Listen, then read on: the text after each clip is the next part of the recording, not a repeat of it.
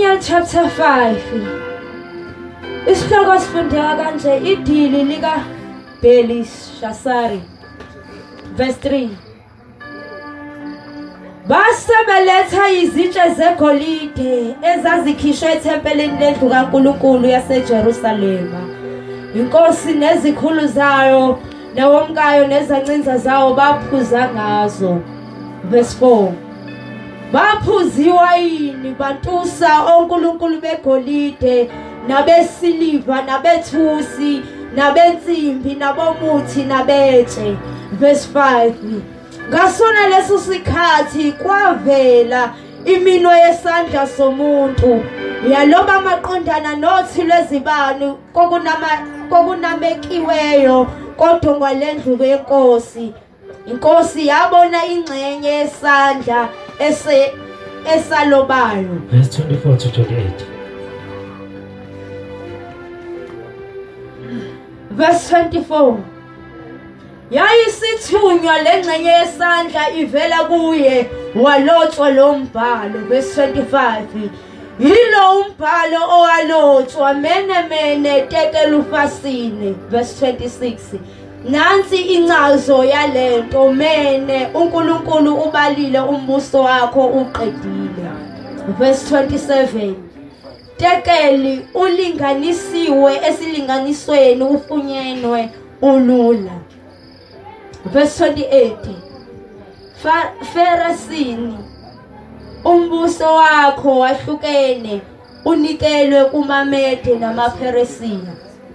Baba khuluma ngezwi lakho kusihlonzela kuhle begama lakho ngoJesu Kristu inkosi ephilayo. Amen. Lithi izwi likaNkulunkulu.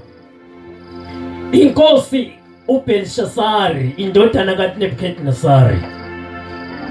uNebukadnesari bekade inkosi yaseBhabheloni.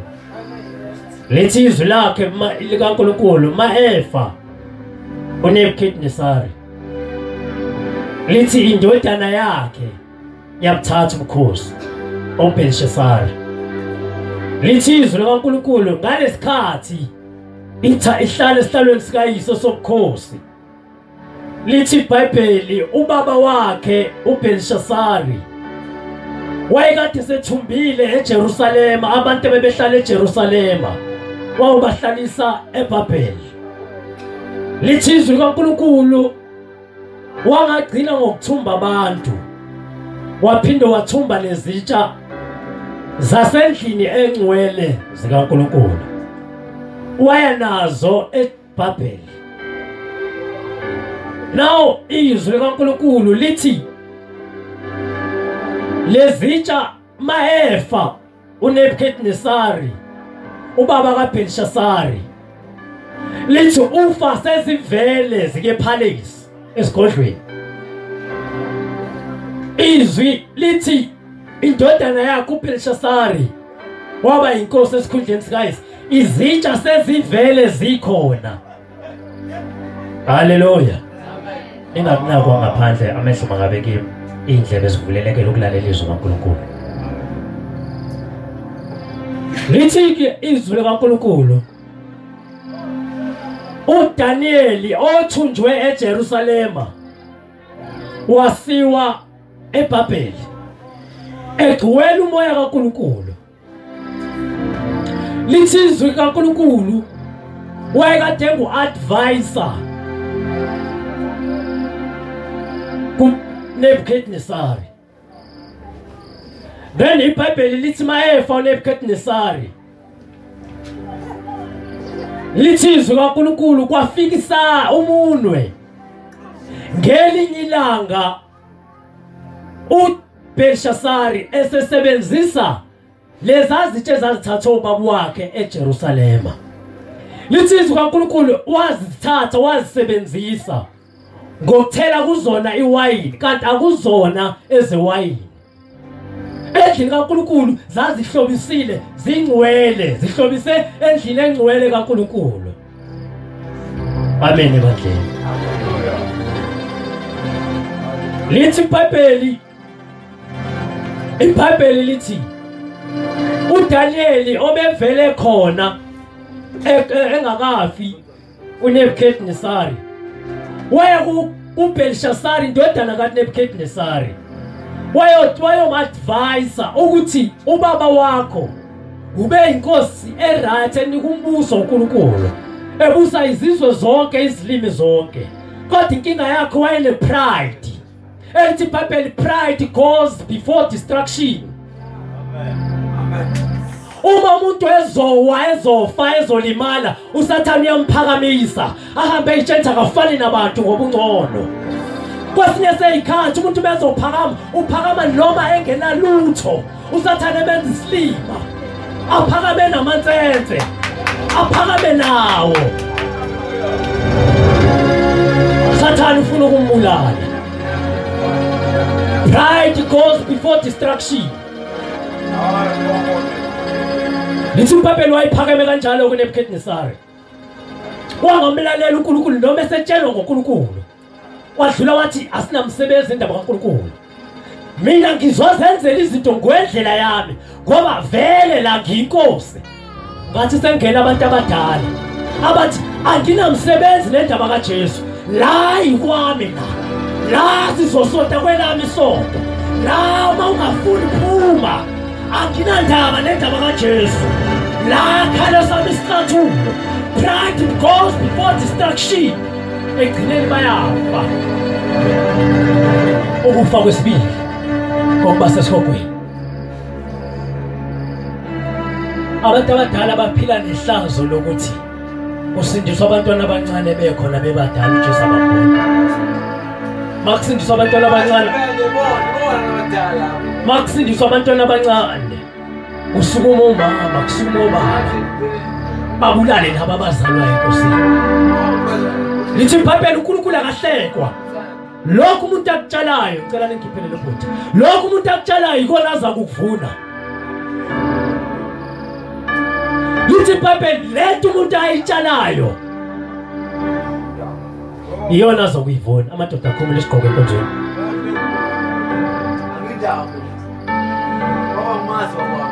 Lithi izwi kaBaba uNkulunkulu izono zakhe umuntu ziyamlandela ziyaba phezu kwekhanda lakhe esaphila kulomhlaba nangale kwethuna ngoba lamazwi akhuluma emlindelweni athi unqa wakhe asiwazi. uNkulunkulu akathengwa ngawo. uNkulunkulu akathengwa ngamazwi amahle ekhulunywa abantu ababi noma bebabi bangakhuluma into enhle babi namazwi abo amahle ngoba umuntu omuhle kusomandla owazi uJesu eyinkosi nomsindisi. Hallelujah. Lethizwe kaNkulunkulu wafika umunwe wafika uNkulunkulu sebejayiva endlini yaseBhabheli. Wafika lapha sebedansa. Ninginake bazalwane ezinye izinto ngezemsiza zihlele zenzeka vele nyaka yonke insuku zonke njalo makuphela inyanga njalo makuphela isonto njalo makuphela ifortnight ayikho indawo ke nawo mama uyamchaza. Lithizwe kaNkulunkulu bathatha lezitsha bavala umnyango bashisela kulabo uNkulunkulu baseBhabheli ngoba impilo yaseBhabheli inkinga kalento yokuthi uNkulunkulu uyaziwa eBhabheli kodwa abamkhonza uNkulunkulu bazishuthele izithombe bazakhe zidayise ngemali bahambe bozithenga bazifake bona bezazi zishuthwa abantu abaphilayo zishuthwa abantu abazofa nalo abamthemba uyafa nalo abamthemba uyehluleka njengabo. eBhabheli bamazi uNkulunkulu ophezulu kodwa indaba yakhe akabayingeni. Sengisho eBhabheli bamazi uNkulunkulu kodwa bamfuna. uNkulunkulu udansa adanse naye ngoba uyabathanda.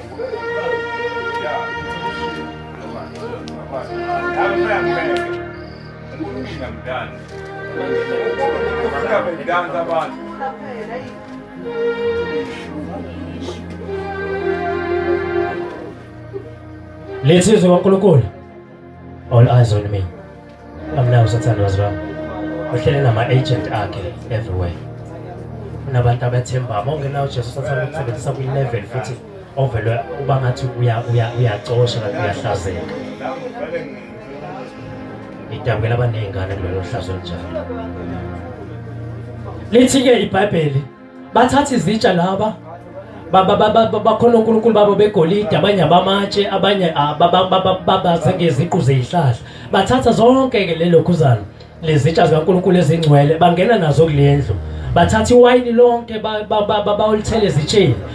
Ulithi iBhayibheli inkosi uBelshasari nabafazi bakhe, bese kuba khona nezancinza zakhe nezinduna zakhe. Kwangelwa ngaphakathi wavala umnyango, kwaphuza iwayini.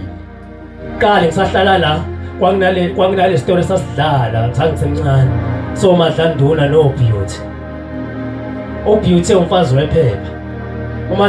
Lo kaMadlanduna khona lo thakatha kakhulu ongazilutho wena, ongayena umfazi wephepha. uBeauty ngoba umfazi wephepha yena medli wayini, mephuza iwayini uqala athi chess. Ifundisa lo omna kwabo lo velathi Jesu. Laba ngene bavala umnyango ethi bafundile bangasho ukuthi Jesu, basho ngale ndlela kaBeauty. Kwadliwa iwayini.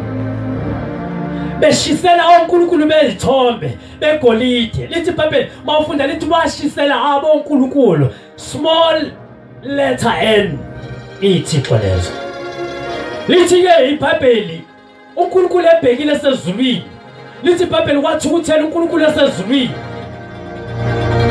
wehlisa umuntu eminyango namawindi kuvaliwe, wabhala umuntu edongeni wathi mele tekele ufasile.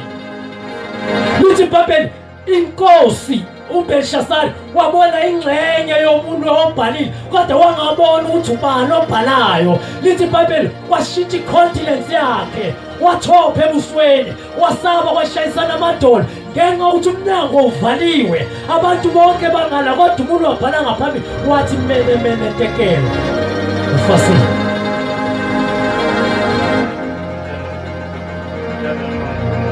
Lithi izwi lithi iBhayibheli, lithi ke iBhayibheli, lithi ke iBhayibheli bazalwane, mase ubhalile lo muntu uNkulunkulu ucikwa ukuthi ba celebrate ubukhosi kodwa babcelebrate ngendlela yamadimoni. Haleluya. uNkulunkulu sicikwa ukuthi ba celebrate isikhathi esihle kodwa ba celebrate ngokwahlelo lamadimoni. Izinto zikaNkulunkulu ezingcwele, izitsha zakhe bazigcwalise ngewayini, mase sinewayini simlukela ngabo uNkulunkulu ngoba uNkulunkulu akadakwa kaliphuza utshwala. Utshwala uNkulunkulu akabongwa ngalo. Abathi babonga uNkulunkulu ngayo utshwala bayamthuka uSomandla, bayamthuka uNkulunkulu esezulwini. Wacike uNkulunkulu wabhala mele tekele ngoba angazi ucelebrate andlela uzofaka utshwala uthi yobo ukuthi ungenele onyaka omusha kodwa uNkulunkulu ekuthwalile wakufihla engozini, wakufihla kubathakathi, wakufihla kwi-stroke, wakufihla kwi-cancer, wakufihla kwi-AIDS, wakufihla ku-sugar diabetes, bazalwane, wakufihla ezifweni zonke eyikhona. Wena ucelebrate ukuyongena onyakeni omusha the heart is dry, ucelebrate ukuyongena onyakeni omusha ngokavini, ucelebrate ukungena onyakeni omusha ngomqombothi, ucelebrate ukungena uyamthuka uSomandla, uyamthuka uNkulunkulu, uyamthuka uNkulunkulu. Ayikho into oyicelebrate uyathuka uNkulunkulu, uyamdumisa uSathane nemimoya yakhe. Lithi ke iBhayibheli wacika uNkulunkulu ngoba lolu suku kwakusuku olubusisiweyo, abangaliphiwanga izithombe, abangaliphiwanga ile mafoto abawalengisayo kodwa balikwe uNkulunkulu osehongane kwelamafu. Okwelesithathu izulu balicelebrate ngendlela yamadimoni. Bongena uJesu seziwaye kunxana. Nami ngangishaya isimilo funga sideshanga ngaye ukuthi nxanelwa mhla kwangena uJesu ngaphakathi. Ngangishaya iCliff usigaxa amabhandi ngithi ngiyengena kahle onyakeni omusha.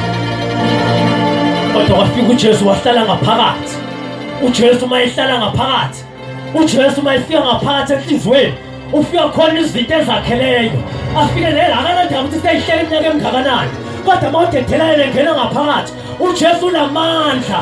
Izwi lakhe liyasephula imisedari yaseLebanon, izwi lakhe linamandla kanjalo nasenhlizweni yomuntu ayidalile yokususa izinto ezingaveli kuye. Babemthuka labo uNkulunkulu. Lalela ngitshela into eclean nezokusiza impilo yakho yonke. Yabona lento kulokhu uyothenga izithombe ezidayisayo ngayo ebeketshela amadodana entshela angafuni ukuna. uhlulwa itelula kabi lo umuntu ushuthwe ngecamera mhlawumbe ushuthwe ngesmartphone ngabe uthatha ismartphone yakho uyishuthela umuntu wakini uyabe uthenga le yanto lapha engenayo lutho lento okufaka ubuso bomuntu lento nje uyabe uzithengela lento nje uzifakela ubuso bomuntu la omthandayo bese uyoyakha ngamabhonko uyilengisa manje wena uthenga abantu ngemali uthi banamandla sozowabakhiphela imali yakho kanti uJesu lo ophilisile nalo mphefumulo senyameni yakhe awufakwanga yilabantu abahlala la kodwa wafakwa uJesu elithi iBhayibheli ungakabikho esibelethweni sikamama wakho ngakwazi ungakazalwa ngangcwelisa ngakwenza umprofeti ezizweni eBhabheloni bamazi uNkulunkulu kodwa bamfuni bayamthuka bakhonza izithombe abayidalele bazigayela utshwala bayozithengela impepho bona ngemali yabo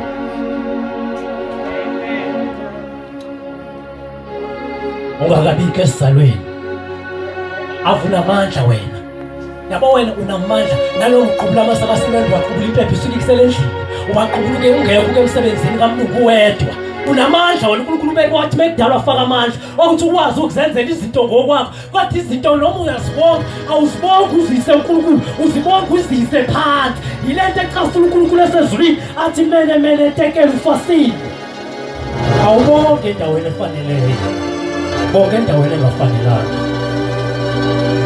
uthatha uphila phezulu so yokubonga phansi lithi iBhayibheli lezitsha zazingcwele lezitsha zomzimba wakho mhla udala uNkulunkulu wayengalidingi utshwala kuwo wayengawudingi ugwayi kuwo wayengayidingi inkantina kuwe wathi bekudala wadalela ukuthi ube ngcwele elithi izwi lakhe uhlala kithi ngomoya oyingcwele elithi izwi likababa uNkulunkulu imizimba yethu iyithempeli lakhe njengoba uselebrate ngale ndlela udukile yazi le ndlela injani lalela yazi njani le ndlela uthi uqeda ukucelebrate usahamba uthafuza la emgaqweni engithi vele kade ucelebrate ngendlela yewayini iwayini lithi iBhayibheli mawufunda incwadi iBhayibheli lithi iBhayibheli iwayini elisha lithi wayini newayini elisha lithi iBhayibheli ubufebe iwayini newayini elisha yawuphuqa umqondo ezansi wale verse lithi abantu bambabhubha encwadi kaHosea elithi abantu bambabhubha ngenxa yokuswela ukwazi lithi iBhayibheli ubufebe newayini elisha lithi liyawuphuca umqondo mase lidle kahle iwayini ingqondo iyaphuceka achaos noma engathanda uchaos usephuca ukuthi akasekho vele engqondweni zakhe athi hamba la akasabona la yakhona ahlangana nabantu bamshaya ngesithina kuvaleka amehlo baqede bamgwaza fele khona lapho akaboni ukuthi ugwaza oba ucelebrate ngendlela yamadimoni usathana wenza ukuphila kwakhe kube kufishane usathana wenza ukuphila kwakhe kube kufishane usathane ngale ndlela yewayini wenza impilo yomuntu ibe mfishane the writing is on the wall the writing is on the wall umbhalo sosodongela hloko samthana namhlanje the writing is on the wall umbhalo sosodongela lithi izwi kaNkulunkulu kwabiza uDaniel ogcwele umoya kaNkulunkulu sethandaza wathoma ngachaze le ndaba ethi mene tekela ufasile ekokuqala legama elithi mene lithi umbuso wakho uNkulunkulu ubalile wawuqeda wawufumana ungenamandla osho ukuthi le insuku zakho soyiphila seyiphelile uNkulunkulu uzinqume ngenxa yokuthi awulaleli uNkulunkulu mhla esidala lithi iBhayibheli wasinqumela insuku zonke zokuphila kwethu singakaphili ngisho lodwa abanye ke le insuku bayinciphisa ngongezwa abanye bayengahle abahloniphi ngisho abantu abadala baze babashaya ngempama athi nomshaya ngexhama kasikhathi emshaya ngexhama uNkulunkulu uthi mayinaze eminyakeni yokuphila kwakhe kasikhathi edliwayini ekhonozela ubaba wakhe etshenti kwakhe kubo uNkulunkulu uthi mayinaze futhi again kasikhathi eyojola ngenkani noma kuthiwa kubo mahlale phansi makashanele igceke before ahambe sebemvume ethi makayojola kodwa bathi qala ushanele igceke wenzela ugogo wakhe ithi uthani uzutshela eminyakeni nami ngangekho akekho umuntu ontshela uNkulunkulu useyanqoba lithi iBhayibheli kwangena umuntu wathi mene tekela umbuso wakho insuku zokuphila kwakho zinqunyiwe so yaphila nje namhlanje awazi noma kusasa kwethu usaphilile nalo nyaka oplanela uphephinye ukuthi yokwenzana awunazo isiqiniseko sokuthi uzofika ngoba ucelebrate ngewayini umthetho wakhe lithi uNkulunkulu esezulwini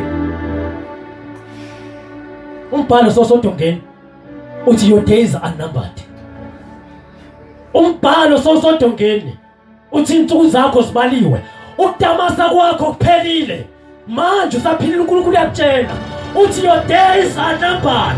Lithi uzuka uNkulunkulu ngabona lobo busuku uBelshazar wafa ngoba dala prophecy kwathiwa his days were numbered. Wangezwa wangaphenduki.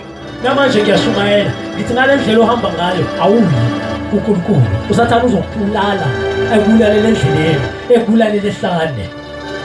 Mangenzeka phenduka namhlanje uxolisa isolo uNkulunkulu ngoba your days are numbered kule ndlela yokuphila. Akekho nje umuntu ongaselebrate ngotshwala ethi uselebrate uNkulunkulu akekho ngoba engekho kunjengalabo abashada athi yoshada gayinqwaba yotshwala baphuza abantu baze bagwaza nababulala nathi yonke uNkulunkulu ithi amadimoni thina sindiswe bashada kuthole ingekho utshwala bese ukuthi abantu abathi bahlakaniphe kakhulu bathi abalihambi wona indaba yemishado engenayo utshwala. Imishado yethu isuke inokuthula isuke iclean isuke igcwele ubungcwele bona bodwa. Wabathi beqeda ukuphuza manje babe ngokhosana bebehubhulana ngemlenze kuthiwa mangavunyelwanga ukuthi manje umshayele egcekeni ngiyomshayela ehlane basuke bemhudula kanje. Your days are numbered. Your days are numbered. Your days are numbered. Mene tekel ufasini ungatamasa ungakwenza konke kodwa umbhalo sosodongeni uthi insuku zakho zibaliwe umbuso wakho uqedile usomandla. Lithi iBhayibheli umuntu onika omunye utshwala kwambula umqulu bakhe lithi naye nakaphuza dawe kwambule nobakho umqulu. Uthi uNkulunkulu mawunika abantu utshwala ubadakisa uthi nawe dakwa libonwe nelakho ihlazo sibone nawe ukheyosa. Ungabulala abantu ngotshwala waqeda isihlalo besafe. Your days are numbered as well. Your days are numbered. Your days are numbered. Umuntu mengafuna bazalwane usathane yini into ayisebenzayo lalela yini usathane into ayisebenzayo ukuthi mawunqaba ukusindiswa uyazi ukuthi unesandleni sakhe akakuphethe ke futhi kahle ukufunela izinto ezazokudestroya ngazo ngakile phuza face kodwa mangifika kuJesu wasuza iphuza face usathane ufuna ukuthi ube nomaka bakhe bophuza face bopush bebebese bondwexa bangenzeka bama boyfriend akade inkinga ngetambethe aqeda ngawo waphulula amathenga ngazi iphulule kanjani. Your days are numbered. Makenge nje angazi iphulule kanjani bethu uyangiqeda ukubele lisale phansi kodwa idokotela ulithungile lahlangana bese ngasayitshentshi kobuye kulunga. Your days are numbered. Awuzwa utshana ngoJesu awuyingeni usukube nebhadi bekwazi wafika la kushiyelwa khona waphinda wabuyela ekhaya ungasindiswanga ngoba umbhalo vele sosodongeni. Your days are numbered. Uzowaqala amaculo wazwaqala amaculo yonke indlela udlula la nawe mfundisi uzodlula la mawudlula lana wena yaphi ngoba uJesu ungenaye. Yonke indlela vele idlula la ekufeni manje wena mawudlula la ungena uJesu udlulela ukuyaphi udlula uyaphi ngoba khona izulu lesihloko mawudlula la ungena Jesu uyaqoqa isikhokweni. Your days are numbered. The writing is on the wall. Bhalo sosodongeni. Asekhabashayo sisibakhona beplugile bazibaqhela. Yonke indlela nawe mfundisi. Mawudlula la uJesu engekho udlulela uyaphi ngoba vele sizofa sonke. uNkulunkulu akakususanga ukufa kodwa wabheka umphefumulo ongaphakathi ukuthi inyama yizofa izobuyela emathuneni kodwa umoya wakho mawungayi esihlokweni akukhushulwana nangeyinkomo akukhushulwana nangamaladi akukhushulwana nangamaphula akukhushulwana nangamabhoxa akukhushulwana ngalutho nangama king size olahliwe lapha amatrika asuke egcwele itafula uNkulunkulu sengela msebenzi kuzodlala bamakwenzile labo bathengile bona basuke bezokudla. Your days are numbered. Your days are numbered. Umbhalo sosodongeni. Uyahamba nje wena uhamba celebrate ngendlela ongayazi. Ngiyenzeka kusasa usungasaphili. Angikushwabuleli kodwa ngiyakuxwayisa. Angikushwabuleli ngiyakuxwayisa. Angikushwabuleli ngenjani kodwa. Angishwabuli kodwa ngenzani. Njengoba ucelebrate ngale ndlela la eBhayibhelini eyathi uNkulunkulu abulala abantu nawe ngiyakuxwayisa ngithi umbhalo mina sosodongeni ungaphuma nalo khahlelwa amadimoni wahlala ube nesandla kule ndlela celebration uyaphuma la still usindiswanga ube nesandla kule ndlela yewayini uNkulunkulu bazalwa ejika livele kuye ayikho into esukeni enoNkulunkulu mayineji beka abaneji isuke sengcolisa isuke kweyamadimoni yonke mayinutshwala nje isuke kweyamadimoni one to uNkulunkulu phela utshwala layichuthi ingqondo umdumisa kanjani uNkulunkulu utshwala ingqondo sayingasekho kuwe usho iBhayibheli lathi utshwala layihlwitha ingqondo abanye abantu bathunga abantu baziboxolisa ngeenkomo baxolisa ngama-1000 amashashi sokabi imali esishisiwe ngoba ngasikhathi bengekho inkonzo zakho kade mosha ngoba usathana ufuna vele ube khona abantu ozoxabana nabo usathana ufuna ube khona abantu ozobanyanya usathana ufuna ube khona abantu enzongangenelani vele nabo njengoba soze waba nabantu ongangenelani nabo futhi uphinde ube nesiqiniseko ukuthi uyezulwini uthi umfundisi wamavenqa waba kahle uyakwazi ukubafaka ezulwini unamanga ayikho leyo nto akekho nje umfundisi okwazi ukufaka umuntu ezulwini namanga kuhlaza amadimoni lawo usathana ungumqambi makwayivele namanga wasekuqaleni akame entweni eyodwa akekho nje umfundisi ofaka umuntu ezulwini umuntu uzifaka yena ezulwini ngoba lithi iBhayibheli amandla okuphila nawo ukufa asolimeni abalithanda abawudla izithelo zalo umbhalo bantu abasha bantu abadala sewusodukela thatha isinqumo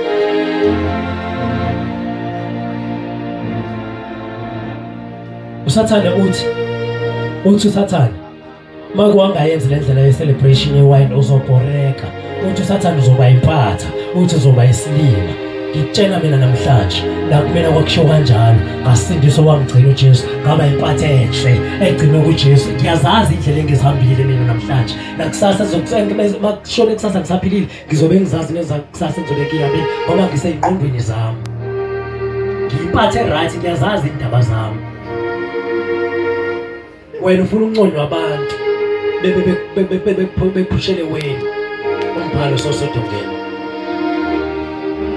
umbhalo sosodongela lithi iBhayibheli ngabona lobo busuku le nkosi yaphuza iwayini ukuyenza into ecika uNkulunkulu yafa ngoba umzimba womuntu awubona ukugcwaliswa ngotshwala abanye baze bakhohlisa odokotela kuthiwa iKristu shaya isitifu sibesodwa njalo ngosuku kwami kwangashaya uzofa lalela ngitshela uyafa ngokodokotela kodwa ngokaJesu uvuka uphila ngoba ibonakala isokuyisolo waya kule uJesu onamandla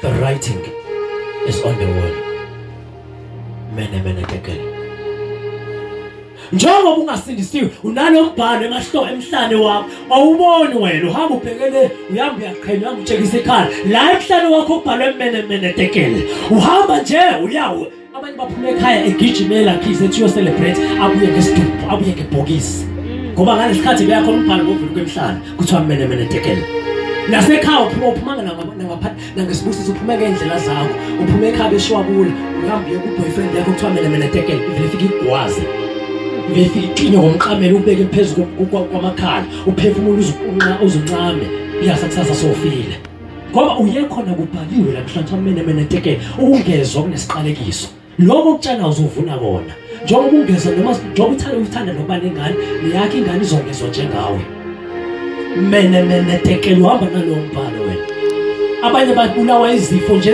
ezingasuki njengamhlanje abafunanga ukulalela namanje uNkulunkulu namandla ukususa izifo zonke kodwa abafuna ukuya kuJesu ozoba ongabenzela umusa susa izifo okukhona sasithi khona into eyayingasuki yayihlula yayahlula abantu sebefaka intambo bayiphithanisa bathi mawothi sikufuna wena unamandla edlozi kwakuthi uJesu unamandla okuphilisa umuntu bazalwane uJesu ngiyamthanda uphilisa ngaphandle kwesente uphilisa ungazange umkhanyisele ngeshumi uJesu unamandla afika kuphilise aqeda kuyisa ingqondo yakho kwasuse ngisho kwesaba ngiphila ngokwesaba nasesikoleni ngicabanga ukuthi ngizofunda nje ukuthola namandla edlozi lento edlozi iphuphile kuyekisa ngisho isikole uphile sohlupheka mene tekele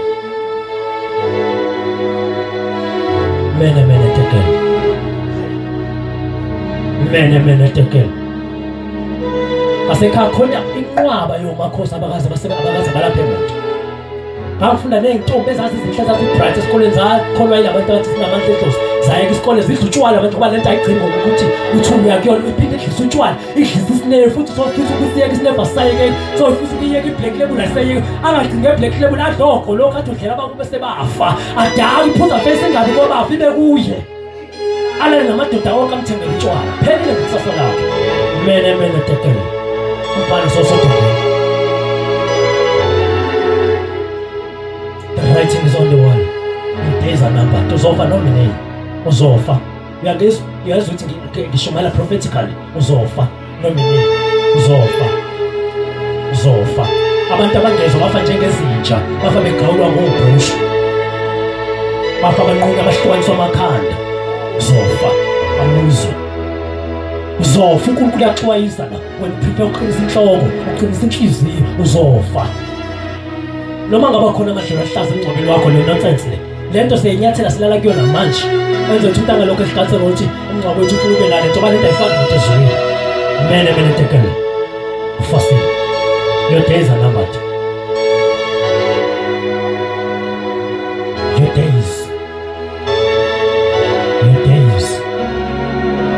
Your days are numbered. Namanje ufaka istokfela sotshwala. Namanje istokfela sidlalayo sotshwala. Ngomhla 31 niyohlukanisa istokfela. Akwazeki noma kubuyisa phelele ngoba vele umbhalo sosodongeni. Noma ukhuluma ngesele ka Pick n Pay ukhulume kuyokudla. Ukhuluma yotshwala wena. Mene tekele.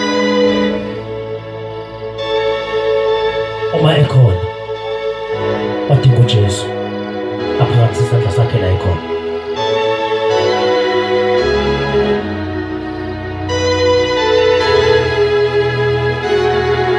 Wayehlisele babusanele. Right. Uma ekhona udinga uJesu aphakathi isandla sakhe la ekhona. Angifuna ukugcwalisa isonto lami. Ngifuna ukugcwalisa abantu abayizulwini. Angizange ukuzowakha isonto la. Sonke abantu ezulwini. Ase ngohambe endaweni la uShumayela kuve kuthiwa unamanga. Ngifuna ukumqhuqupende angiyisonto isontweni lakhe. Noma ungangasimisa vele uzoya kodwa esikogeni. Noma ungangayi kulami isonto esikogeni kodwa uzoya. Uma ekhona udinga uJesu phansi isandla sakho ungalokhu ephilana nomakhelwane wakho ngalisoza ukuthi ungathi unowa umuntu ukuthi siphakamise. Aphansi isandla sakho udinga uJesu eyinkosi nomsindisi. uJesu asuse lo mbhalo othi insuku zokuphila kwakho ziphelile. Afaka ukuphila okusha. Abuyisele ithemba elisha.